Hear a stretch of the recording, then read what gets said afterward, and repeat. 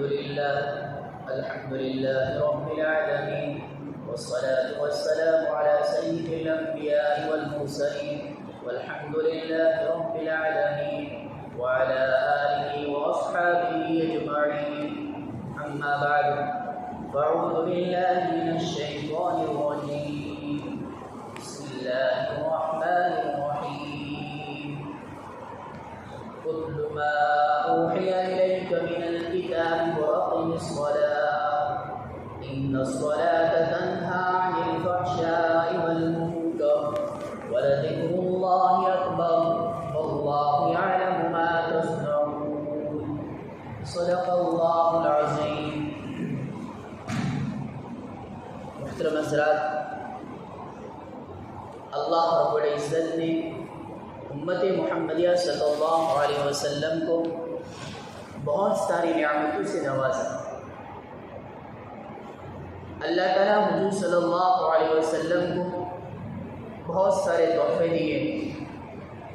ان تحفوں میں سے ایک قیمتی تحفہ جو ہے نماز کا.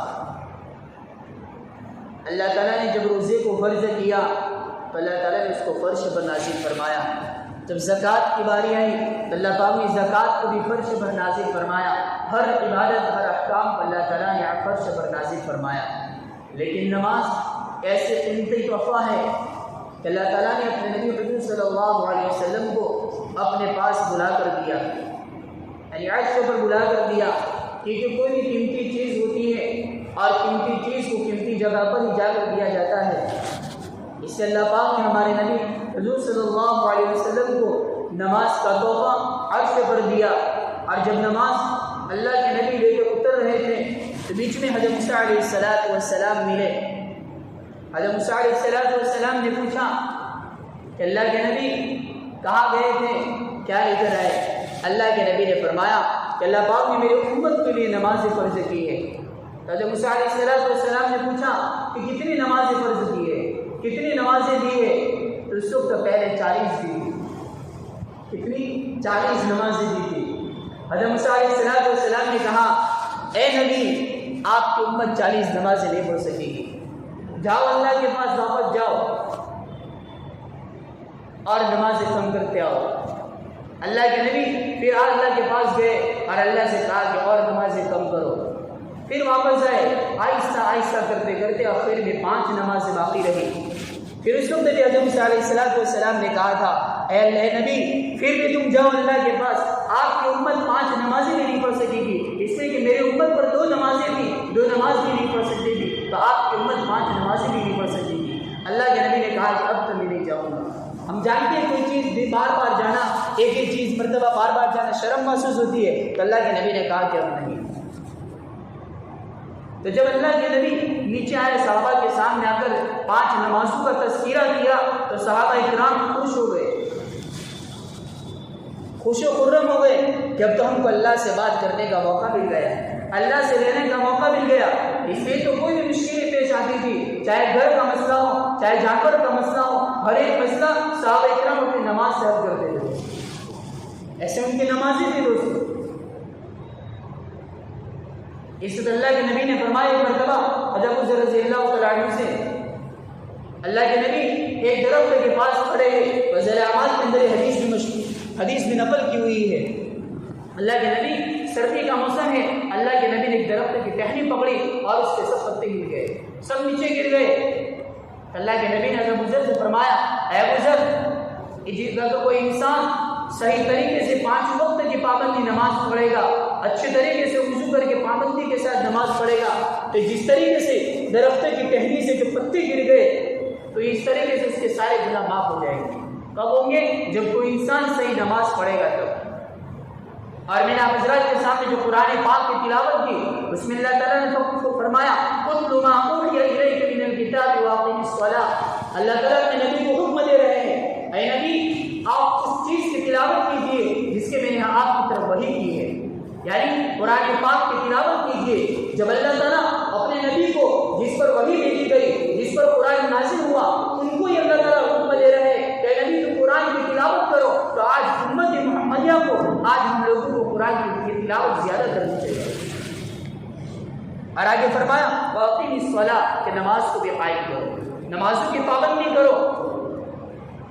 اور آگے فرمایا إِنَّ الصَّلَاةَ تَنْهَىٰ عَنِ الْفَحْشَاءِ وَالْمُنكَرِ، اگر تمہاری نماز صحیح ہے، صحیح نمازیں پڑھتے ہو تو ایک نہ ایک دن تمہاری نمازیں تم کو بے حیائی اور برے کاموں سے روکتی ہیں۔ اگر ہم نماز کے اندر ہی ہماری کوتاہیاں ہے، اگر ہم آج ایسی غلطیاں ہوتی ہیں میرے بھائیو ہماری نمازوں کے اندر کہ ہم کو پتہ نہیں ہوتا ہے، ہم معمولی سمجھتے، اس معمولی غلطی کی وجہ سے ہماری پوری نماز فاسد ہو جاتی ہے۔ سجدے سہو کرنے سے بھی نماز صحیح نہیں ہوتی ہے، سجدے سہو کرنے سے بھی ہماری نماز صحیح نہیں ہوتی ہے۔ اس لیے ہماری نمازوں کو سیکھنا صحیح ضروری ہے دوستوں۔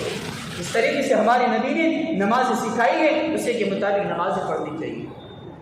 ایک مرتبہ آپ صلی اللہ علیہ وسلم مسجد کے اندر بیٹھے ہوئے تھے، ایک صحابی آئے جلدی جلدی میں اور آ کر جلدی جلدی نماز پڑھ دی، اور نماز پڑھنے کے بعد آپ صلی اللہ علیہ وسلم کے پاس جا کر سلام کیا۔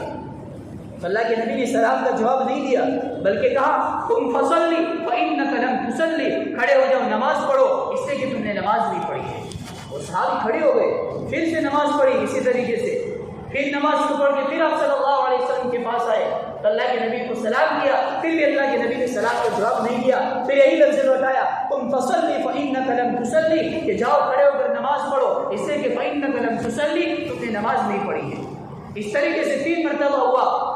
پھر آتے ہیں صحابہ نے اللہ کے نبی سے پوچھا کہ اللہ کے نبی مجھے تو ایسی نماز آتی ہے، مجھے اس سے اچھی نماز آتی نہیں ہے، کیا غلطی ہے؟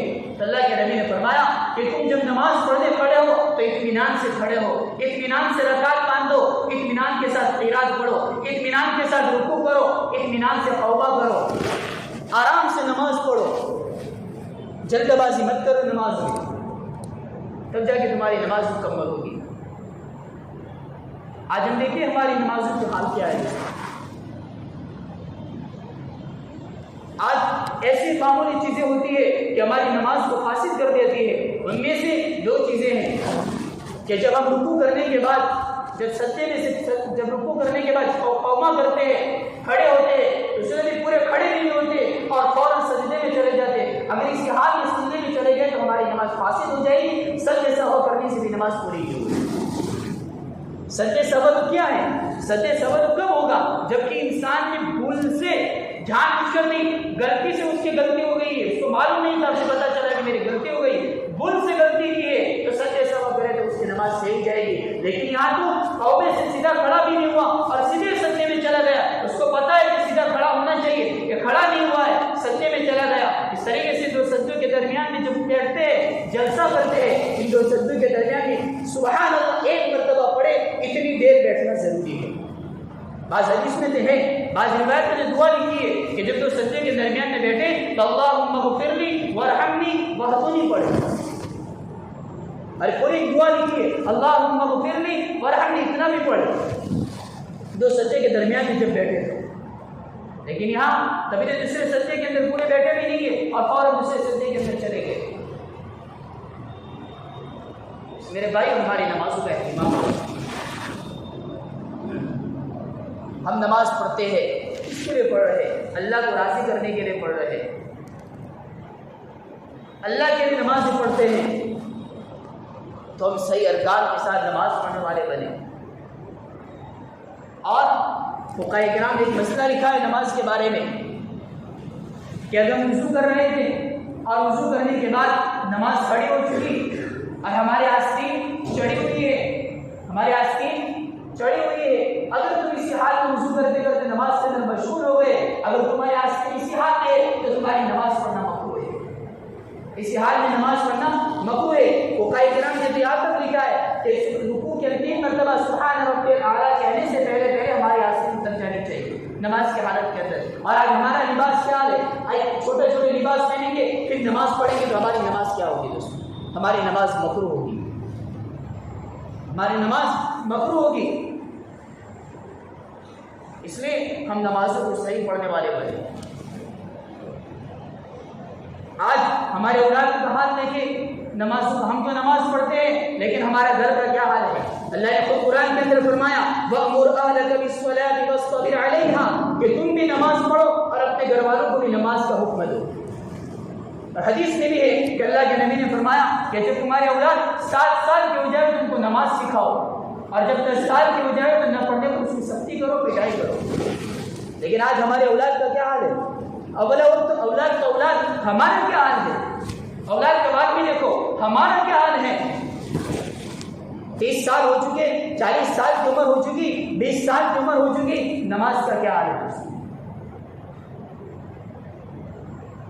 اس سے میرے بھائی نمازوں کو مت چھوڑو، نمازوں کو مت چھوڑو۔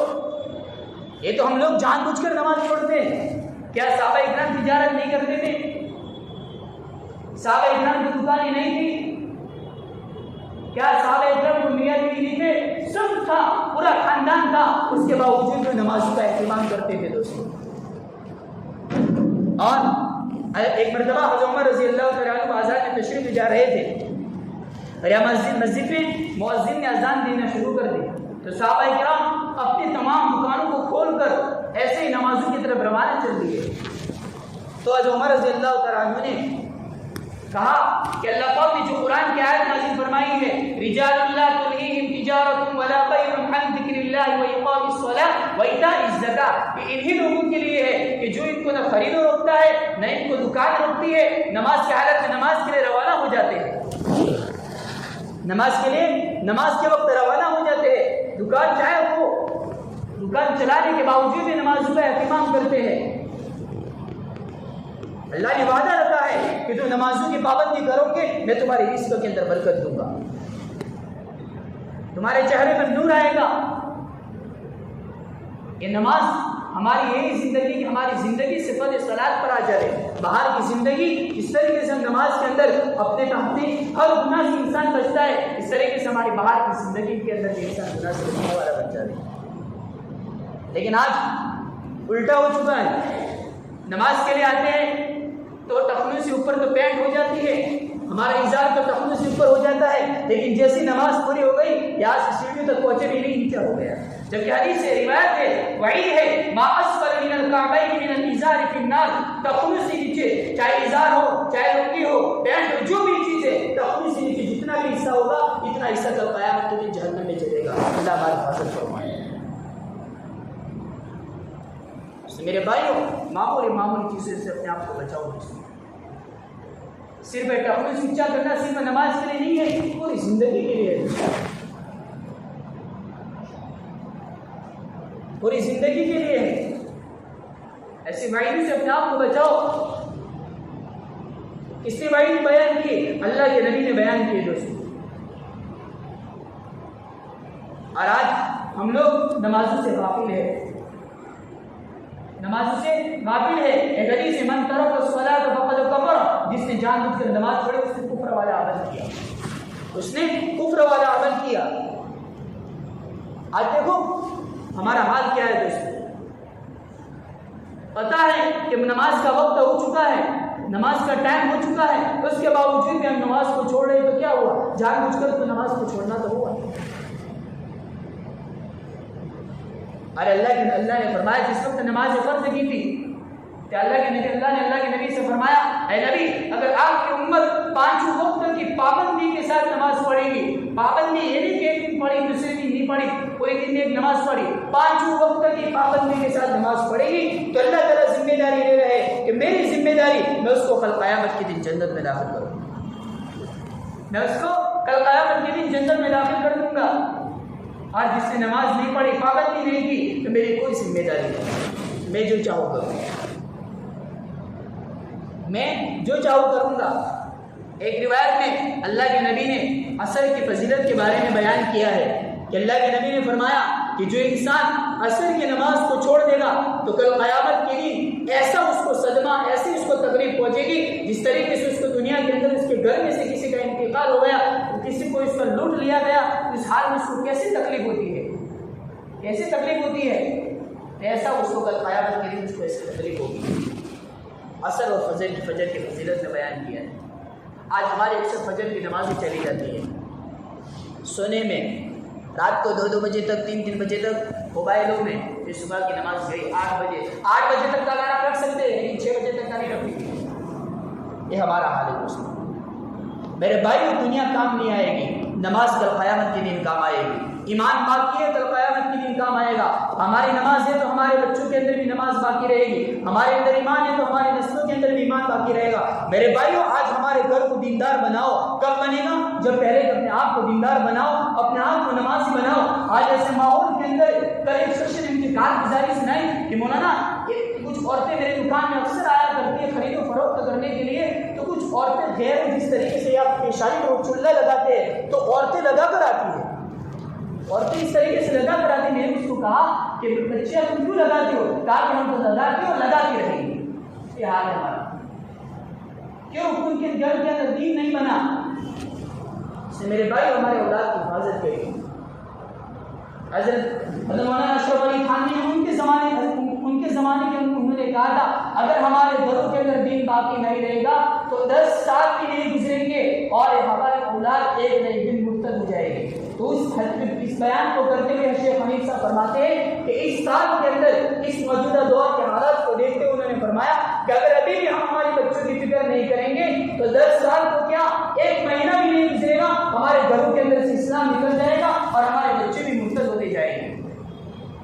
میرے بھائی ہمارے گھروں کو نماز کا ماحول بناؤ، ہمارے ہم کوئی بھی نماز پڑھے، ہمارے اولاد کو بھی نماز کی ترغیب دے رہے، ہمارے گھر والوں کو بھی نماز کی ترغیب دے رہے۔ نماز ایک دین کا ستون ہے دوستو، نماز ایک دین کا ستون ہے۔ جس نے نماز پڑھی گویا کہ اس دین کو باقی رکھا، دین کے ستون کو باقی رکھا، اور جس نے نماز نہیں پڑھی گویا کہ اس دین کے ستون کو اکھاڑ دیتا۔ اس لیے دوستو ہم نمازوں کی پابندی کریں، قرآن کی تلاوت کی پابندی کریں، ہمارے اولادوں کو بھی نماز کے اندر لانے کی فکر کریں۔ اللہ تعالیٰ ہم سباب کو کہنے سننے سے زیادہ عمل کرنے کے توفیق عطا فرمائے۔ آمین۔